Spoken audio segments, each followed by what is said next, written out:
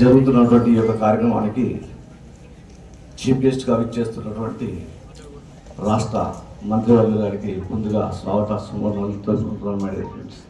అదే రకంగా ఎంతో మంది రాష్ట్రంలో నలుగులలో ఆనందాన్ని ఏరుతూ ఇంటర్న్షిప్స్ ద్వారా రాయిని రత్నాన్ని మార్చేటటువంటి పిల్లల్ని తయారు చేసి ఒక టీంని చాకచక్యంగా నడిపిస్తున్నటువంటి కార్యదర్శి సైదుల్ సార్ గారికి, అదే రకంగా మన సిబ్బంది గారికి ప్రత్యేక ధన్యవాదాలు తెలుపుకుంటున్నాను సార్. అదే రకంగా మన పిల్లోడికి పురస్కారం అవార్డు అందుతుందని చెప్పేసి తెలవగానే ఆనందంతో రాత్రి దాదాపు 200-300 కిలోమీటర్ల నుండి ఇక్కడి వరకు ఇచ్చేసి ఆ పిల్లల ఆనందాన్ని చూడడానికి 200-300 కిలోమీటర్ల దూరం నుండి ఇబ్బంది పడుతూ ఇక్కడ దాకా వచ్చి కొందరు ఇబ్బంది పడి నిలిచినారు. సారీ అండి, వాళ్ళందరికీ ఏదైనా బాధపడద్దు. వారందరికీ ప్రత్యేక ధన్యవాదాలు తెలుపుకున్నా మేడం, ఫ్రెండ్స్, సార్, టీచర్స్ అందరికీ. నేను మీలాగా ఒక పేరెంట్ వాళ్ళ ఫాదర్ని సార్. ఈరోజు రాష్ట్రంలో ర్యాంకు సంపాదించాలంటే నారాయణ, చైతన్య పెద్ద పెద్ద కాలేజీలు సెంట్రల్ జైలులో వేసినట్టు వేసి రాత్రి మొదలు రాకుతా ఉన్నారు పిల్లల్ని. కానీ ఎలాంటి ఇబ్బంది, అలాంటి స్ట్రెస్ లేకుండా ఒక గవర్నమెంట్ స్కూల్లో పిల్లలకి ఖర్చు లేకుండా ఆనిముత్యాన్ని తయారు చేసి రాష్ట్ర వ్యాప్తంగా ఐఐటీలో మంచి మార్కులు సాధించి తల్లిదండ్రుల కళల్ని నిజం చేస్తున్నటువంటి ఈ యొక్క ఎంజేపీటీబీసీ యాజమాన్యానికి, కార్యదర్శులందరికీ ప్రత్యేకంగా ధన్యవాదాలు తెలుపుతున్నాయి సభగా. అదే రకంగా ఈ విషయాలు చెప్పొద్దు. ఈ ఆనంద సదనంలో విద్యార్థులు కూడా కొన్ని హాస్టల్లో చూస్తూ ఉంటున్నాను. సదుపాయాలు ఉన్నా లేకున్నా వాళ్ళు అడ్జస్ట్ చేస్తూ గట్టెక్కిస్తున్నారు. ఇప్పటిదాకా బాగానే ఉంది. ఇంకే మరిన్ని సదుపాయాల్ని కార్పొరేట్ లెవెల్లో మనం అందించకపోయినప్పటికీ కూడా అవి, ఎందుకంటే గవర్నమెంట్ అంటే గవర్నమెంటే ఉంటుంది, మనం చూస్తూ ఉంటాం.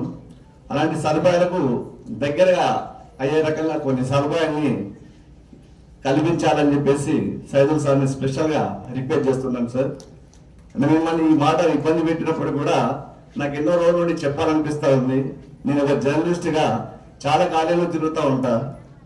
ఆ కాలేజీలో కూడా చూస్తూ ఉంటా పిల్లల పరిస్థితులు. చెప్పదు కానీ ఎందుకో చెప్పాలి, మిమ్మల్ని ఇబ్బంది పెట్టిస్తున్నందుకు క్షమించండి సార్. Thank you. ఏదేమైనా సరే ఈరోజు అవార్డు అందుకుంటున్నటువంటి ప్రతి పిల్లోడు ఇప్పుడే టైం అయిపోలే, సాధించలే.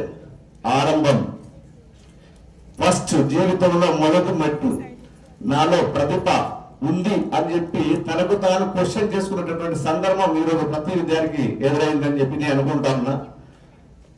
అయితే రాష్ట్రంలో దాదాపు 3-4 లక్షల మంది పిల్లలు రాస్తా ఉన్నారు ఎగ్జామ్లు ప్రతి ఏటా. అందరికంటే కొందరే ఇక్కడ ఉన్నారంటే మీరు ముత్యాలు.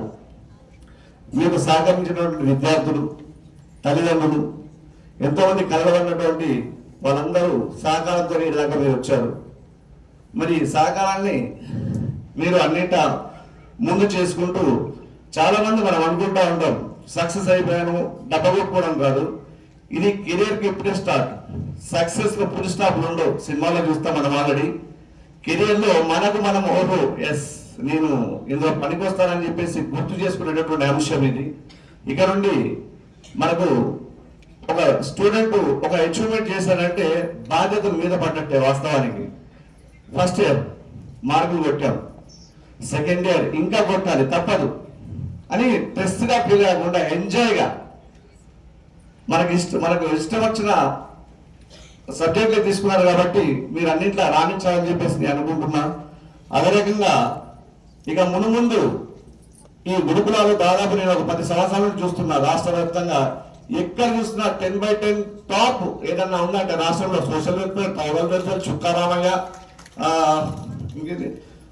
మైనారిటీస్, PHRIS, ఇవన్నిటికంటే ఎంజేపీటీబీసీ కళాశాలలో చదువుకున్న విద్యార్థులు నేను చాలా వరకు చూస్తే టాప్ ర్యాంకులు తెచ్చుకున్నటువంటి కాలేజీలో అంటే ఒకటి మాట్లాడాలని చెప్పేసి సభాముఖంగా తెలుసుకుంటా ఉంటున్నా.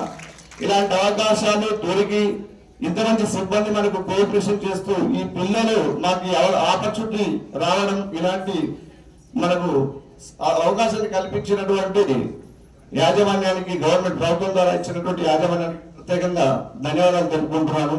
ఈ అవకాశాన్ని ఇచ్చిన అందరికీ ధన్యవాదాలు తెలుపుకుంటూ, నేను మాట్లాడిన విషయాలలో ఏమైనా ఇబ్బంది పెట్టి తప్పుగా మాట్లాడుంటే క్షమించాలని కోరుకుంటూ నా యొక్క డిస్కషన్ ని కంప్లీట్ చేస్తున్నా. Thank you very much sir. Thank you sir. మీరు చెప్పిన